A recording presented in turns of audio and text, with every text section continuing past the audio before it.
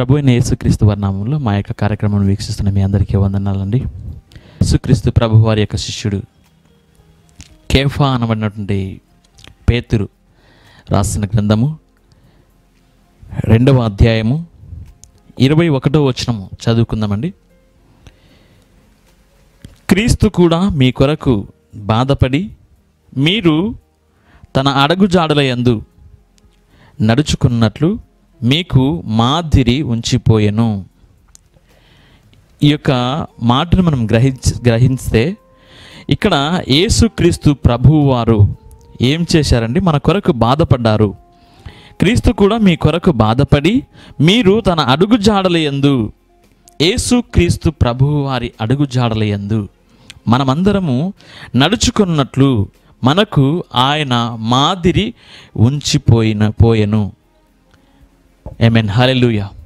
యేసుక్రీస్తు ప్రభువారు ఏం చేశారండి? మన కొరకు బాధపడి ఆయన యొక్క అడుగు జాడల యందు మనమందరము నడవాలని మనందరి కొరకు ఒక మాదిరి ఉంచిపోయాడు.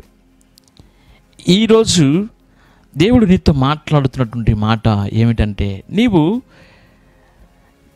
నేను ఉంచిపోయినటువంటి మాదిరిని నువ్వు పాటిస్తూ ఉన్నావా?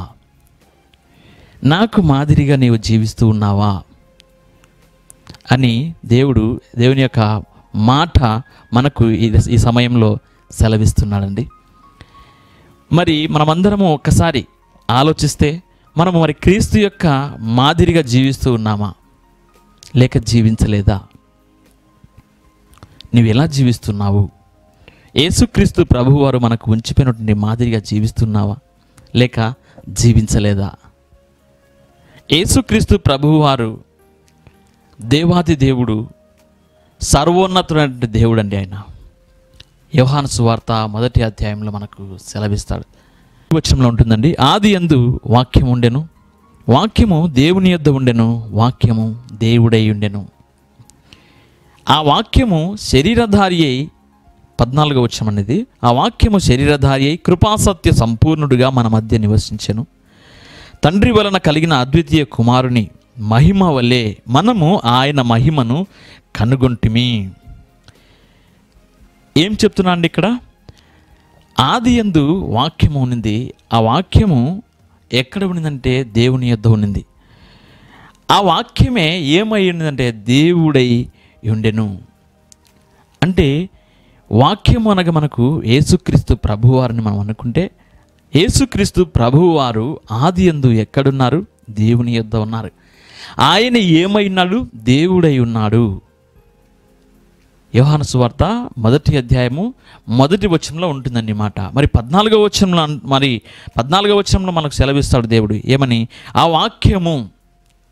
వాక్యం అంటే యేసుక్రీస్తు ప్రభువారు శరీరధారి అయి కృపాసత్య సంపూర్ణుడుగా మన మధ్య నివసించెను. ఆమేన్, హల్లెలూయా. ఆ దేవాది దేవుడు మన మధ్యకు వచ్చి కృపాసత్య సంపూర్ణుడిగా మన మధ్య నివసించాడు. మన మధ్య నివసించి మన కొరకు ఆయన బాధపడి, మన కొరకు ఆయన శ్రమపడి, ఆయన మనకు మాదిరి ఉంచిపోయాడు. ఆయనలాగా మనం నడుచుకోవాలి, యేసుక్రీస్తు ప్రభువారిలాగా మనం ఈ లోకంలో జీవించాలి అని ఆయన మనకు మాదిరిని ఉంచిపోయాడు. మరి పేతురు గారు రాసినటువంటి మొదటి పత్రిక 2వ అధ్యాయము 1వ వచనం చూద్దామండి. 1 నుంచి 4వ వచనములండి, 4 వచనములు. ప్రభువు దయాళుడని మీరు రుచి చూచి ఉన్న ఎడల సమస్తమైన దుష్టత్వమును, సమస్తమైన కపటమును, వేషధారణను, అసూయను, సమస్త దూషణ మాటలను మాని క్రొత్తగా జన్మించిన శిశువులను పోలినవారై నిర్మలమైన వాక్యమును పాల వలన రక్షణ విషయములో ఎదుగు నిమిత్తము ఆ పాలను అపేక్షించుడి.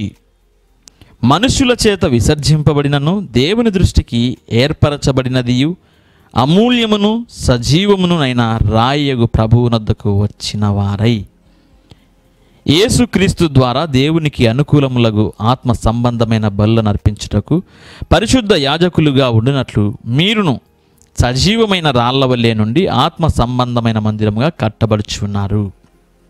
మనము చూడండి 1 నుంచి 3 వచనంలో మనము చూస్తే ఆయన అంటున్నాడు, ప్రభువు అంట ఏమై ఉన్నాడు? దయాళుడై ఉన్నాడు. యేసుక్రీస్తు ప్రభువు వారు దయ కలిగి ఈ లోకంలో జీవించాడు. ఆయన దయ కలిగి అనేక మందిని స్వస్థపరిచాడు, అనేక మందిని బాగు చేసి ఉన్నాడు. మరణించిన వారిని సైతము ఏం చేసి ఉన్నాడండి? బ్రతికించి ఉన్నాడు. మరణించిన తర్వాత కొన్ని రోజుల తర్వాత కానీ కుళ్ళు పట్టిపోయినటువంటి శరీరమును కానీ ఆయన ఏం చేసి ఉన్నాడు? పేరు పెట్టి పిలిచి ఆయన బ్రతికించినటువంటి మహా గొప్పవాడు, కృపా సత్య సంపూర్ణమైనటువంటి దేవుడు ఆయన. ఆయన ఈ లోకంలో దయ కలిగి జీవించాడు. మరి మనం ఆయన వల్లే దయ కలిగి జీవిస్తూ ఉన్నామా? దయ కలిగి జీవిస్తున్నామండి? ఆయన మాదిరి మనకు ఉంచిపోయాడు కదా, ఆయన మరి దయ కలిగి జీవించున్నాడు ఈ లోకంలో. మనం దయ కలిగి జీవిస్తున్నామా? నీ సహోదరుని ప్రేమించు అని చెప్పినా మనం ప్రేమిస్తూ ఉన్నామా? ప్రేమించలేదు. నువ్వు ప్రేమిస్తూ ఉన్నావంటే ఆమేన్, హల్లెలూయా, దేవుని యొక్క మాదిరిగా నువ్వు జీవిస్తూ ఉన్నావు. యేసుక్రీస్తు ప్రభు వారికి మాదిరిగా నువ్వు జీవిస్తూ ఉన్నావు. నువ్వు ప్రేమించని యెడల ఆ విధంగా నువ్వు జీవించడం లేదు. అందుకే ఆయన అంటాడు, నా ఆత్మను ఎవరైతే కలిగి ఉన్నారో వాళ్ళు నాకు పాత్రులు కారని అంటారండి. యేసుక్రీస్తు ప్రభు వారి ఆత్మను కలిగి ఉన్నావా? ఆయన ఇచ్చినటువంటి రక్షణను కలిగి ఉన్నావా? పొందుకొని ఉన్నావా? మారు మనస్సును నువ్వు పొందుకొని ఉన్నావా? నిత్య జీవమునకు నువ్వు వారసత్వము కలిగి ఉన్నావా? మరి ఇన్ని కలిగి ఉన్నటువంటి నీవు మరి ఆయనకు మాదిరిగా జీవిస్తూ ఉన్నావా? జీవించలేదా? ఆయన దయ కలిగి జీవించాడు, మరి నువ్వు దయ కలిగి జీవిస్తున్నావా? లేక దయ లేకుండా ఈర్ష్య, అసూయ, ద్వేషము, కోపము ఇటువంటి వాటిని కలిగి జీవిస్తున్నావా? ఏ విధంగా నువ్వు జీవిస్తున్నావు? ఆయన అంటున్నాడు, పేతురు గారు చెప్తున్నారు, యేసుక్రీస్తు ప్రభువు వారు దయ కలిగి జీవించారు. నీవు ఆయన ఆత్మను కలిగి ఆయనలాగా నువ్వు నడుచుకోవాలి అని అనుకుంటూ ఉంటే నీవు చేయకూడని పనులు ఆయన కొన్ని చూపిస్తూ ఉన్నాడు. ఏమిటి అంటే చూడండి, 2వ వచనంలో ఉంటుంది, సమస్తమైన దుష్టత్వమును. దుష్టత్వము అంటే చెడు అండి. లోకంలో చెడ్డవి చాలా ఉన్నాయి, చెడు పనులు చాలా ఉన్నాయి, చెడు ఆలోచనలు చాలా ఉన్నాయి, చెడు తలంపులు చాలా ఉన్నాయి, చెడు చూపులు చాలా ఉన్నాయి, చెడు క్రియలు చాలా ఉన్నాయండి, చెడు మాటలు ఉన్నాయి. వీటన్నిటిని నువ్వు ఏం చేయాలి? మానుకోవాలి. సమస్తమైన దుష్టత్వమును, సమస్తమైన కపటమును, వేషధారణను, అసూయను, సమస్త దూషణ మాటలను మాని. ఏంటండి? దుష్టత్వము అంటే చెడును నువ్వు మానాలి. మరి ఇంకా ఏమిటండి? కపటం అండి, మోసం చేసేటువంటి మనస్తత్వం మనలో ఉండకూడదు. నువ్వు మోసం చేసేవానిగా ఉన్నావా? నీ తల్లిదండ్రులను మోసం చేస్తూ ఉన్నావా? నీ సహోదరులను మోసం చేస్తున్నావా? నీ ప్రక్కన్న వారిని మోసం చేస్తున్నావా? నీ స్నేహితులను మోసం చేస్తున్నావా? నీ టీచర్లను మోసం చేస్తున్నావా? నీ అధికారులను మోసం చేస్తున్నావా? నీ తోటి ఉద్యోగస్తులను మోసం చేస్తున్నావా? నువ్వు ఎవరిని మోసం చేస్తున్నావు? మీ పాస్టర్ గారిని మోసం చేస్తున్నావా? లేక నీ యొక్క సాటి విశ్వాసులను నువ్వు మోసం చేస్తున్నావా? ఎవరిని మోసం చేస్తున్నావు? సమస్తమైన కపటమును నువ్వు కలిగి ఉన్నావా? అయితే నువ్వు దాన్ని మానుకో. అది మానుకుంటేనే నీవు క్రీస్తుకు మాదిరిగా జీవిస్తున్నావని అర్థము. అవన్నీ కలిగి ఉంటే నువ్వు క్రీస్తుకు మాదిరిగా నువ్వు జీవించలేదు.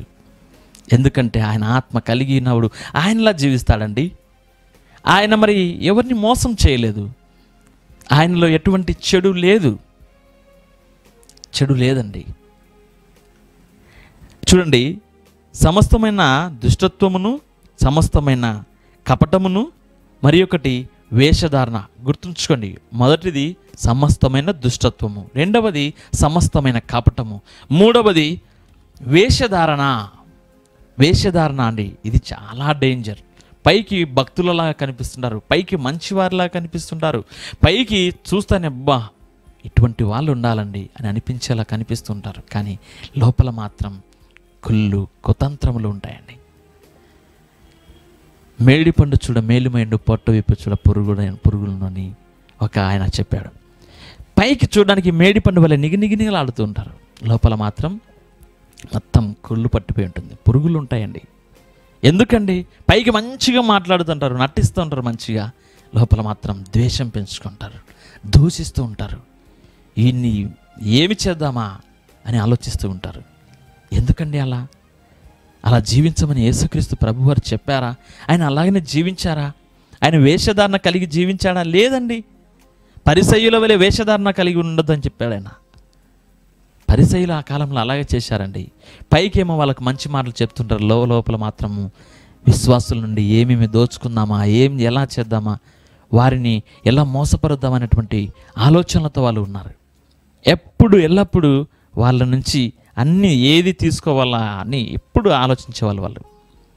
వాళ్ళకి మంచి మాటలు, పైకి మంచి మాటలు చెప్తారు, లోపల మాత్రము వాళ్ళ ప్రతి ఒక్కటిని వాళ్ళకున్నటువంటి ప్రతి సమస్తమును వీళ్ళు ఆశించేవాళ్ళు, తీసుకునేవాళ్ళు, పట్టి పీడించేవాళ్ళు, మాయ మాటలు చెప్పేవాళ్ళు.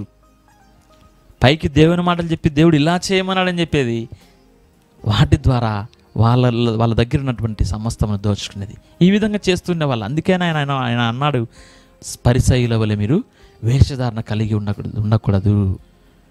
నువ్వు నీ మనసులో ఏది ఉందో అదో మాట్లాడు. అప్పుడే నీకు అర్థమవుతుంది నువ్వు మంచిగా ఆలోచిస్తున్నావని, నువ్వు చెడుగా ఆలోచిస్తున్నావని. పైకి నటించవద్దండి. ఆయన అది కోరుకోడు. ఆయన నీ హృదయాంతరంగమును పరిశీలిస్తున్నటువంటి దేవుడు. నన్ను ఎవరు చూస్తున్నారని అనుకోవచ్చండి, నిన్ను చూస్తున్నవాడు ఆయనే. ఈ విధంగా ఆలోచించిన వాళ్ళు చాలామంది ఉన్నారు మన పితరులు.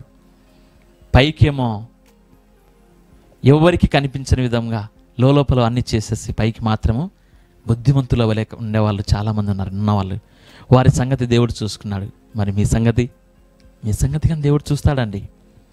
మాదిరిని ఉంచిపోయినవాడు, చూపించిపోయినవాడు, ఇలా నడవని నేను చెప్పిపోయినవాడు నడవకుండా ఉంటే గమ్మునుంటాడా? అది చూస్తూ ఉంటాడు. ఖచ్చితంగా నడిపిస్తాడండి, ఖచ్చితంగా నడిపిస్తాడు. తాతలు ద్రాక్ష పండ్లు తింటే మనవాళ్ళు పండ్లు పులిసిపోయినాయంట. ఆ కాలం పోయిందండి, ఆ కాలం పోయింది. ఇప్పుడు ఎవరు ద్రాక్ష పండ్లు తింటే వాళ్ళకి యొక్క పండ్లే పులుస్తాయి. నువ్వు ద్రాక్ష పండ్లు తింటే నీ పండ్లే పులుస్తాయి. వేషధారణ కలిగినటువంటి జీవితం మానుకో.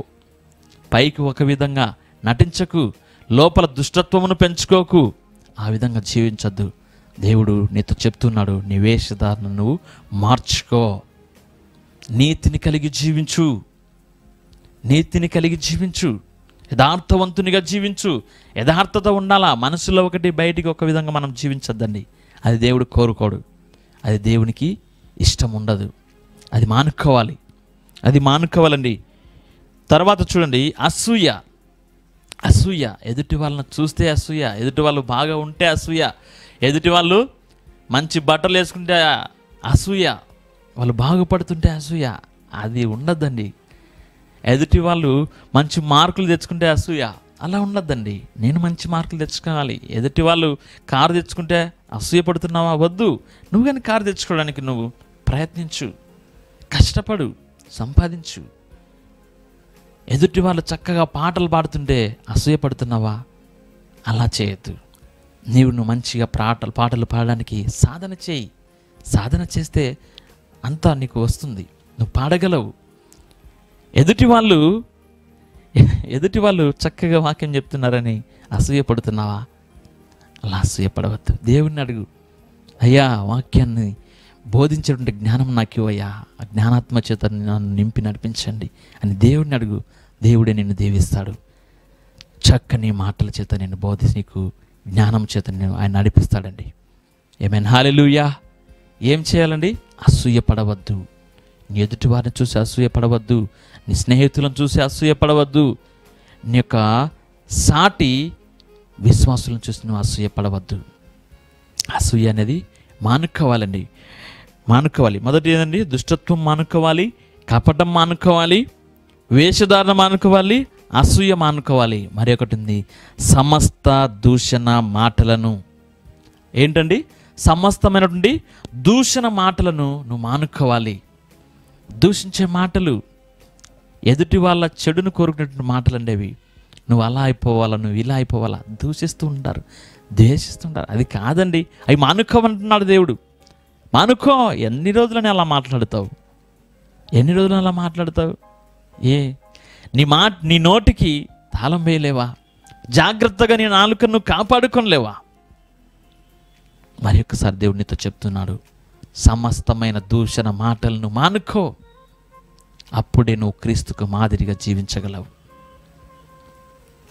అప్పుడే నువ్వు క్రీస్తుకు మాదిరిగా జీవించగలవు. ఏంటండి?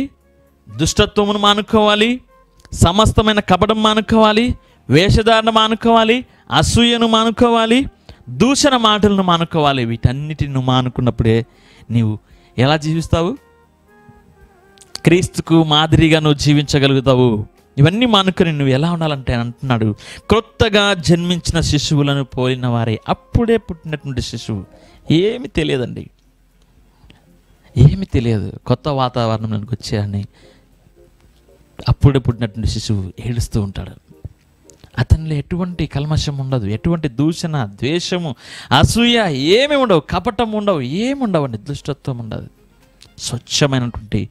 స్వచ్ఛమైనటువంటి నిర్మలమైన వాక్యమును పాల వలన రక్షణ విషయంలో ఎదుగు నిమిత్తము. వాళ్ళ హృదయం, చిన్న పిల్లల హృదయం ఎలా ఉంటుందంటే స్వచ్ఛంగా ఉంటుంది. అందుకే యేసుక్రీస్తు ప్రభువారు అన్నారు, చిన్న పిల్లల వలె మనస్తత్వం కలిగి ఎవరైతే ఉంటారో వాళ్ళే పరలోక రాజ్యానికి చేరుతారని. ఆమేన్. స్వచ్ఛంగా ఉండాలండి మన యొక్క హృదయము. ఆ స్వచ్ఛంగా ఉండాలంటే ఆమేన్ హల్లెలూయా అని అంటాడు, నిర్మలమైన వాక్యమును పాల వలన రక్షణ విషయంలో ఎదుగు నిమిత్తము ఆ పాలను అపేక్షించుడి. కోరుకో. ఏం కోరుకోవాలని మనం ఏం కోరుకోవాలంట? మన యొక్క రక్షణ విషయంలో మనము ఎదగాలంటే ఏం కోరుకోవాలంటే నిర్మలమైన వాక్యమును పాల వలన. ఆమేన్. నిర్మలమైన వాక్యమును పాలు, వాటిని కోరుకోవాలి. వాక్యం ఎలా ఉంటుందంటే పాల వలె ఉంటుంది, తెల్లగా ఉంటుంది, స్వచ్ఛంగా ఉంటుంది. ఆ వాక్యమును మనం ఏం చేయాలా? అపేక్షించాలి. ఆ వాక్యం మనం కోరుకోవాలి. స్వచ్ఛంగా ఉండడానికి మనం కోరుకోవాలండి అని ఆయన చెప్తున్నాడు. ఆమేన్ హల్లెలూయా. అదేవిధంగా చూడండి 19వ వచనం అండి. 19వ వచనం 2వ అధ్యాయము, 1 పేతురు 2వ అధ్యాయము 19వ వచనం అండి. 19వ వచనం నుండి 24వ వచనం వరకు చదువుకుందామండి. ఎవడైనను అన్యాయముగా శ్రమ పొందుచు దేవుని గూర్చిన మనస్సాక్షి కలిగి దుఃఖము సహించిన ఎడల అది హితమగును. నేను అంతా బాగానే ఉన్నా అండి, నేను నాలో దుష్టత్వము లేదు, నాలో కపటము లేదు, నాలో దూషించేటువంటి మనస్తత్వం లేదు, దూషణ మాటలు నాకు లేవు, అసూయ లేదు, వేషధారణ నాకు లేదు. నేను క్రీస్తు వలె స్వచ్ఛముగా ఉన్నానండి, పాల వలె స్వచ్ఛముగా ఉన్నానండి. అయినను నాకు శ్రమలు వస్తున్నాయి, అయినను నాకు నిందలు కలుగుతున్నాయండి, అయినా నాకు వేదన కలుగుతూ ఉందండి, వేదన కలుగుతుంది అని నువ్వు అంటున్నావా? ఆమేన్ హల్లెలూయా. నువ్వైతే దేవునికి మాదిరిగా జీవిస్తూ ఉన్నావు, అయితే నువ్వు దేవునికి మాదిరిగా జీవిస్తూ ఉన్నావు, అది నీకు మంచిది అని వాక్యం సెలవిస్తుందండి. అది నీకు మంచిది. ఎవడైనను అన్యాయముగా శ్రమ పొందుచు దేవుని గూర్చిన మనస్సాక్షి కలిగి దుఃఖమును సహించిన ఎడల అది హితమగును, అది నీకు మంచిదవుతుంది. అన్యాయముగా నేనేమి చేయలేదండి, నాకు అన్యాయముగా నన్ను దూషించారండి, అన్యాయముగా నన్ను నిందించారండి, అన్యాయముగా నన్ను వేధిస్తున్నారండి, నేను చాలా మంచివానండి, చెయ్యని నేను నా మీద పడిందండి, చెయ్యని తప్పుకు నన్ను మాట్లాడుతున్నారండి, నేను అలా మాట్లాడలేదండి, కానీ నన్ను ఆ విధంగా మాట్లాడినావు అని చెప్పేసి నన్ను నిందిస్తున్నారండి అని నువ్వు అంటున్నావా? అయితే నువ్వు క్రీస్తుకు మాదిరిగా నువ్వు జీవిస్తూ ఉన్నావు, అది నీకు మంచిది, అది నీకు మంచిది. ఏమి తప్పు చేయలేదండి యేసుక్రీస్తు ప్రభువారు, అయినప్పటికీ ఆయనను సిలువ వేసినారు, అయినప్పటికీ ఆయనను ఆ సిలువలో ఏం చేశారండి? శ్రమలు అనుభవించేలా చేశారండి. అందుకే నీవు క్రీస్తుకు మాదిరిగా నువ్వు జీవిస్తున్నావు. చెయ్యని తప్పులకు నువ్వు నిందలు భరిస్తూ ఉన్నావా? అనని మాటలకు నువ్వు నిందలు భరిస్తూ ఉన్నావా? అయితే నువ్వు క్రీస్తుకు మాదిరిగా నువ్వు జీవిస్తూ ఉన్నావు, క్రీస్తుకు మాదిరిగా జీవిస్తున్నావు, అది నీకు మంచిది అని దేవుడు యొక్క మాటలు మనకు సెలవిస్తాయండి. అది నీకు మంచిది. తప్పిదమునకై దెబ్బలు తినినప్పుడు 20వ వచనమండి, తప్పిదమునకై దెబ్బలు తినినప్పుడు మీరు సహించిన ఎడల మీకేమి ఘనము? మేలు చేసి బాధపడినప్పుడు మీరు సహించిన ఎడల అది దేవునికి హితమగును. ఇందుకు మీరు పిలువబడితిరి. ఆమేన్ హల్లెలూయా. తప్పు చేసి దెబ్బలు తింటే, తప్పు చేసి మాటలు పడితే దాంట్లో మనకు ఘనత ఏముంది అంటున్నాడండి. దాంట్లో మనకు వచ్చేటువంటి మేలేం లేదండి. తప్పు చేసినాం, మాటలు పడ్డాం, తప్పు చేసినాం, శిక్ష అనుభవిస్తున్నాం, దెబ్బలు తిన్నాం, నిందలు అనుభవిస్తున్నాం, అవమానములు పడుతున్నాం, ఎందుకంటే తప్పు చేసినాం. దాంట్లో మనకు ఒరిగింది ఏం లేదండి, మనకు వచ్చింది ఏం లేదు. కానీ తప్పు చేయకుండా నీవు ఆమేన్ హల్లెలూయా దెబ్బలు నువ్వు సహించినప్పుడు, మేలు చేసి నువ్వు బాధపడినప్పుడు, నేను మంచి చేశానండి, నేను సహాయం చేశానండి, అయినప్పటికీ నన్ను బాధిస్తూ ఉన్నారు, నేను వాళ్ళ మంచి కోరుతున్నానండి, వాళ్ళ కొరకు నేను ప్రార్థన చేస్తున్నానండి, వాళ్ళకు కావలసినవన్నీ నేను చేస్తున్నానండి, వాళ్ళతో మంచిగా మాట్లాడుతున్నానండి, వాళ్ళకు ఓదార్పు కలిగే విధంగా మాట్లాడుతున్నానండి, అయినప్పటికీ నన్ను ద్వేషిస్తున్నారు, అయినప్పటికీ నన్ను నిందిస్తున్నారు అని నువ్వు అనుకుంటున్నావా? ఆమేన్ హల్లెలూయా హల్లెలూయా. అది దేవునికి హితమగునండి. నీకు మంచిది, నీ వలన దేవునికి మంచిది. ఆమేన్ హల్లెలూయా. ఒకప్పుడు న్యాయాధిపతి నీకు న్యాయం తీరుస్తాడండి ఆ సమయంలో. ఆమేన్ హల్లెలూయా. యేసుక్రీస్తు ప్రభు వారు చనిపోయిన తర్వాత ఏమన్నా లోకమంతా, ఒక నిర్దోషిని, దేవుని కుమారుని, నిజమైన దేవుని కుమారుని మీరు సిలువ వేసి ఉన్నారు అని లోకమంతా ఏం చేసిందండి? ఒప్పుకున్నారండి. ఆమేన్ హల్లెలూయా. నిన్ను గురించి కానీ లోకమంతా ఒప్పుకునేటువంటి సమయం వస్తుంది నీ జీవితంలో. ఎప్పుడు? నీవు మేలు చేసి నువ్వు మాటలు పడినప్పుడు, నీవు సహాయం చేసి నీవు నిందలకు గురైనప్పుడు, నీవు మంచి మాటలు చెప్పి చెడ్డదానివే నువ్వు అనిపించుకున్నప్పుడు ఏమండి? నీకు మంచిది అవుతుంది, నీ వలన దేవునికి హితం అవుతుంది. ఆమేన్. ఈమె నమ్మినటువంటి దేవుడు చాలా మంచివాడండి, చాలా గొప్పవాడండి. ఎందుకు దీన్ని ఈ విధంగా మనం చూసుకుంటే బైబిల్లో చాలామంది ఉన్నారండి, చాలామంది ఉన్నారు. వారందరి గురించి మనం చెప్పుకోవడానికి సమయం లేదండి. ఆమేన్ హల్లెలూయా. మొదట నీ గురించి నువ్వు ఆలోచించు. నువ్వు దేవునికి మాదిరిగా జీవిస్తున్నావా? దేవునికి మాదిరిగా నువ్వు జీవిస్తే ఆమేన్ హల్లెలూయా దేవుడు ఖచ్చితంగా నిన్ను దీవిస్తాడండి. దేవుడు ఖచ్చితంగా నిన్ను దీవిస్తాడు. 21వ వచనం చూడండి. క్రీస్తు కూడా మీ కొరకు బాధపడి మీరు తన అడుగుజాడలందు నడుచుకున్నట్లు మీకు మాదిరి ఉంచిపోయెను.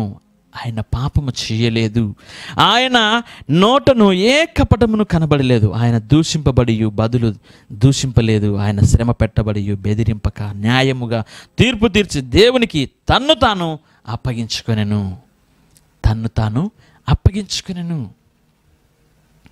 ఆయన దూషించబడ్డాడు కానీ దూషించలేదు, ఆయన ద్వేషించబడ్డాడు ద్వేషించలేదు, ఆయన కొట్టబడ్డాడండి కానీ ఆయన ఒక్క మాట అనలేదు, ఎదురు తిరగలేదు. ఎందుకంటే ఆమేన్ హల్లెలూయా ఆయన నీకు మాదిరిగా ఉండాలని అనుకున్నాడు. ఆయన ఆమేన్ హల్లెలూయా ఆయన నీకు మాదిరిగా ఉండాలనుకున్నాడు.